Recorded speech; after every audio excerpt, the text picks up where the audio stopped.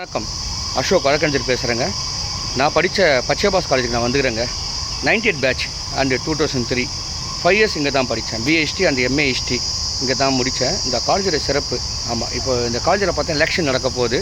அது சம்மந்தமான சில டாக்குமெண்ட்லாம் கேட்டாங்க. ஓல்டு ஸ்டூடெண்ட்ஸ் அந்த ஓட்டு போடுறதுக்கு அங்கீகாரம் உண்டு இந்த காலேஜில். என்எஸ்எஸ்ல இருந்தேன். உண்மையாக சொல்லப்போனால் மறக்க முடியாத சில சம்பவங்கள் நிறைய இருக்குது. இந்த காலேஜுக்காக NSS traffic service and garden service forum அசிஸ்டண்ட்டாக இருந்துக்கிறேன் அந்த காலேஜில். அந்த காலத்தோட லைஃபே வேறுங்க.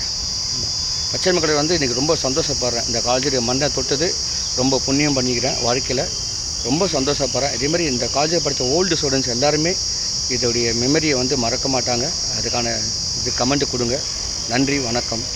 23 ஆண்டுகளாகிவிட்டது கல்லூரியை முடித்து. பார்க்கும்போதும் சந்தோஷமாக இருக்கிறது.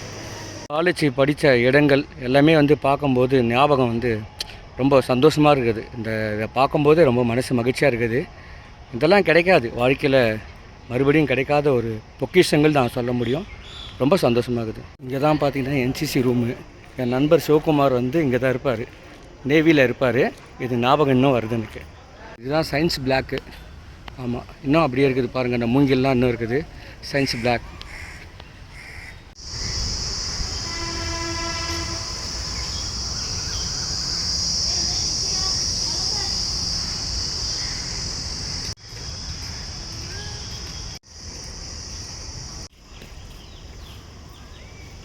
அப்போ என்எஸ்எஸில் இருக்கும்போது பெயிண்டிங் பண்ணுது நண்பர்களுடன்.